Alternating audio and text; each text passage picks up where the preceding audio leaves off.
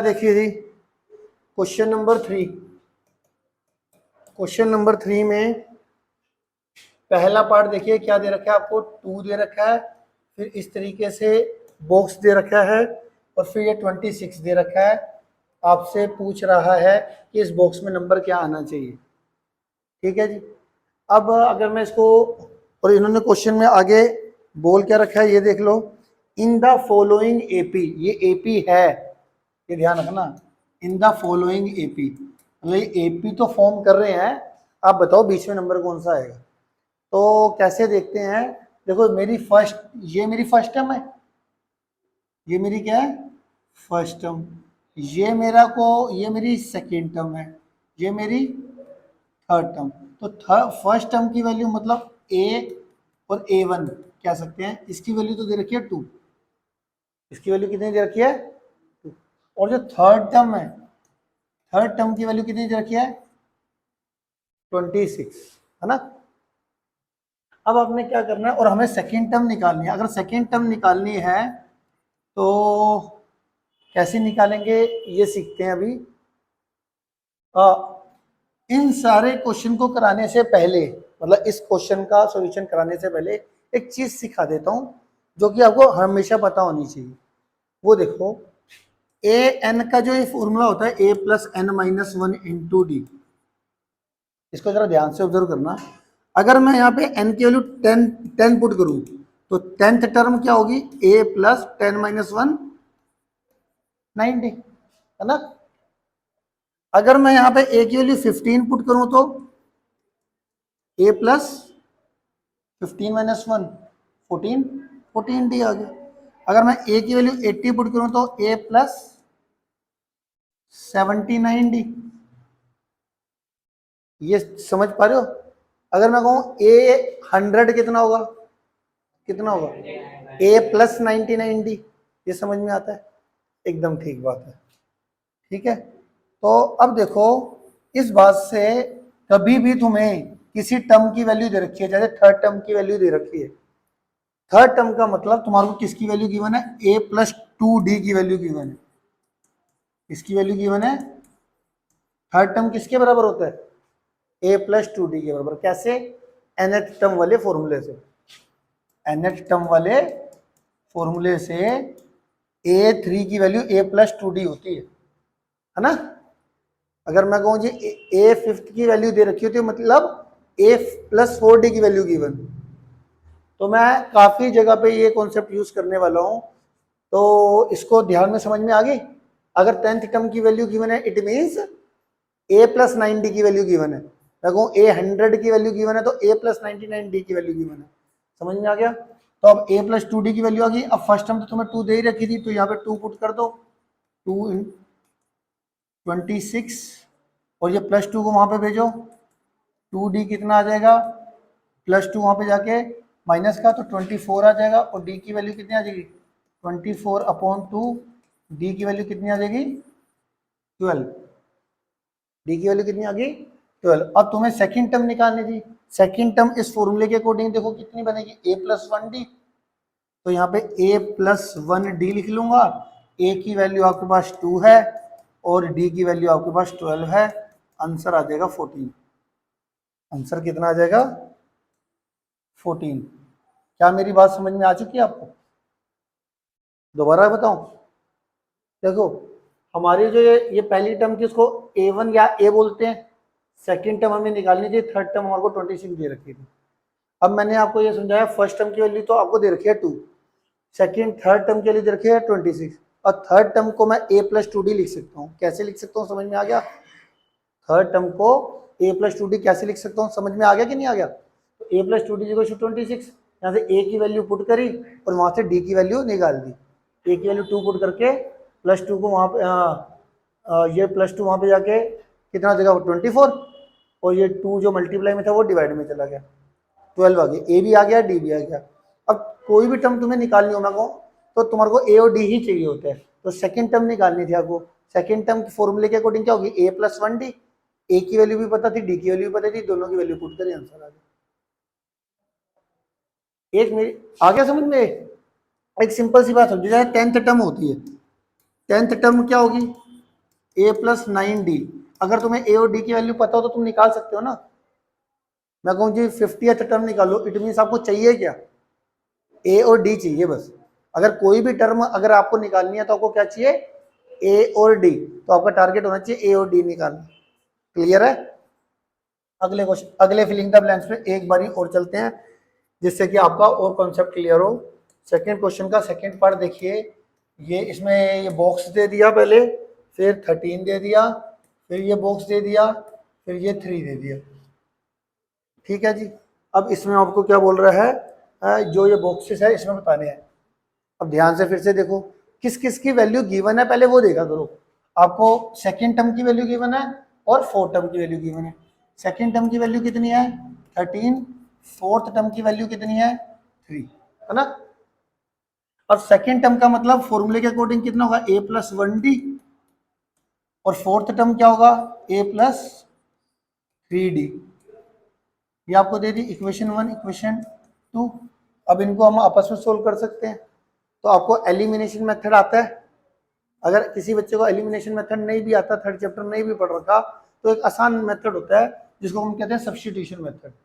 Substitution method में क्या करते हैं, दो इक्वेशन दो वेरिएबल में है ना, इसमें भी दो वेरिएबल है, इसमें भी दो वेरिएबल, दो वेरिएबल वाली दो इक्वेशन हो तो उसको हम सब्स्टिट्यूशन मेथड से सोल्व कर सकते हैं। कैसे, मान लो पहली इक्वेशन में से फ्रॉम 1 में से एक वेरिएबल की वैल्यू निकाल दो, मैंने निकाल दी a की वैल्यू, वो क्या होगा, ये प्लस 1d वहां पर जाके क्या हो जाएगा माइनस का 1d। अब इसकी वैल्यू हम सेकंड में पुट कर देंगे, पुट इन इक्वेशन 2। तो यहाँ पे कितना आ जाएगा 13 माइनस 1d प्लस का 3d इज इक्वल टू 3। तो 3d में से 1d माइनस करके कितना आएगा 2d, और ये जो 13 है वो राइट साइड जाएगा तो प्लस का 13 राइट साइड जाएगा तो माइनस का 13, ये आ जाएगा माइनस का 10, और जो मल्टीप्लाई में 2 था वो डिवाइड में चला जाएगा, ये आ जाएगा माइनस का 5। तो d की वैल्यू कितनी आ जाएगी माइनस का 5। अब इस d की वैल्यू को आप किसी भी एक इक्वेशन में पुट कर सकते हो और a भी निकल जाएगा आपका। मैं कहाँ पे जनरली पुट करता हूँ, जहाँ पे मैंने एक वेरिएबल की वैल्यू निकाली थी, a की वैल्यू निकाली थी ना ये, तो देयरफॉर इसको मैं इक्वेशन 3 दे देता हूँ। तो देयरफॉर a की वैल्यू कितनी आ जाएगी 13 माइनस 3, d की वैल्यू मैंने पुट करी माइनस का 5, तो 13 का 13 और माइनस माइनस कितना आ जाएगा प्लस, ये आ जाएगा 28, माइनस माइनस प्लस 5 3 जा 15, 15 प्लस 13 28 आ गया, ए भी आ गया और डी भी आ गया, दोनों आ गए। अब आपको निकालना क्या था, यहाँ पे आपने यहाँ से ए और डी निकाल लिया दोनों। अब आपको फर्स्ट टर्म निकालनी थी, फर्स्ट टर्म तो आपका क्या निकला था 28, तो यहाँ पर कितना आ जाएगा इस बॉक्स में 28, और दूसरा टर्म कौन सी थी थर्ड टर्म। थर्ड टर्म क्या होती है a प्लस 2d, तो यहाँ पे a की वैल्यू कितनी पुट करेंगे हम 28, और d की वैल्यू कितनी आएगी, d की वैल्यू माइनस का 5, तो 28 माइनस का 10, ये कितना आ जाएगा 18 आ जाएगा। थर्ड टर्म आपकी 18 आ जाएगी, तो यहाँ पर आ गया 18।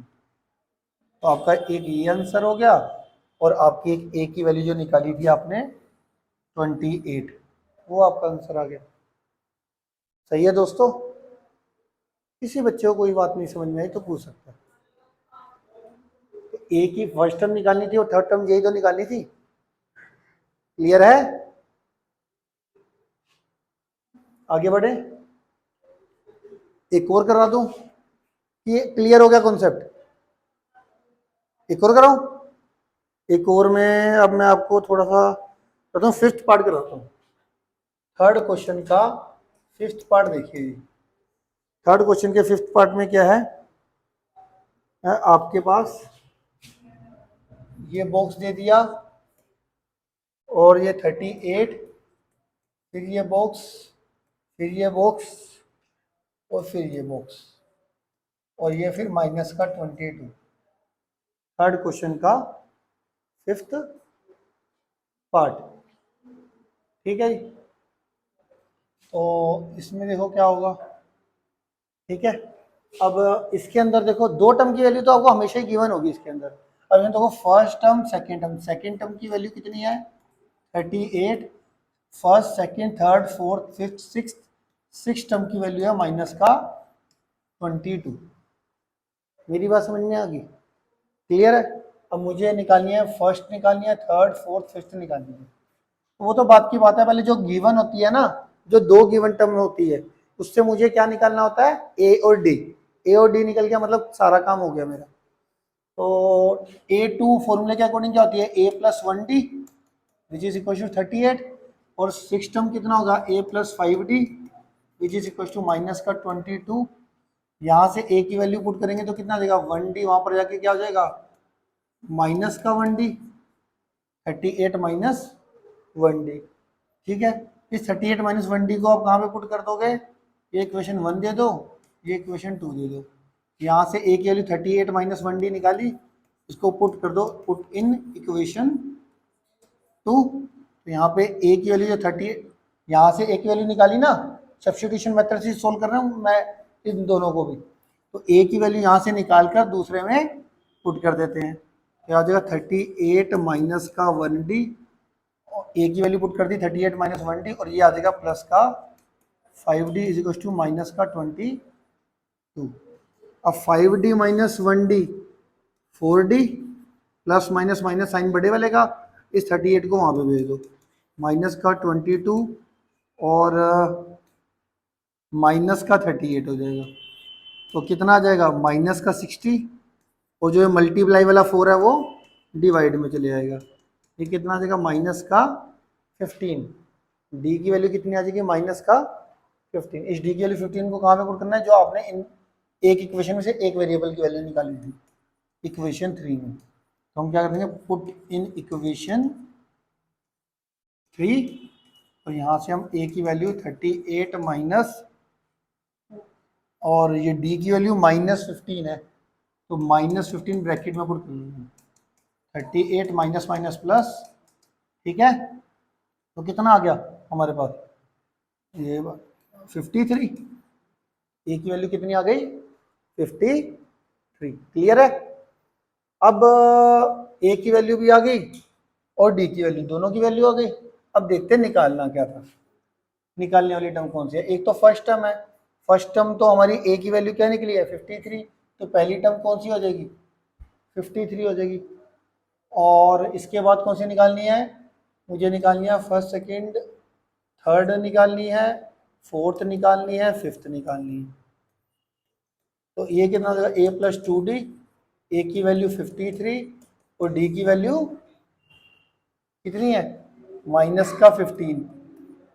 तो 53 माइनस का 30, माइनस का 30 और ये प्लस का 53, प्लस का 23, 53 माइनस 30 प्लस का 23 ना, ये ए प्लस 3D आ जाएगा। ए की वैल्यू 53, डी की वैल्यू आ जाएगी माइनस का 15। तो ये कितना आ जाएगा, माइनस का 45, 53 माइनस 45 8 आ जाएगा। ये आ जाएगा ए प्लस 4D, ए की वैल्यू कितनी आ जाएगी 53 और डी की वैल्यू कितनी आ जाएगी माइनस का 15। माइनस 15 इंटू 4 माइनस का 60, माइनस का 60 प्लस का 53 माइनस का 7। इन सब की वैल्यू हम यहाँ पे पुट कर देंगे, आपका आंसर आ जाएगा। क्या मेरी बात समझ में आ गई? ये था थर्ड क्वेश्चन के बारे में।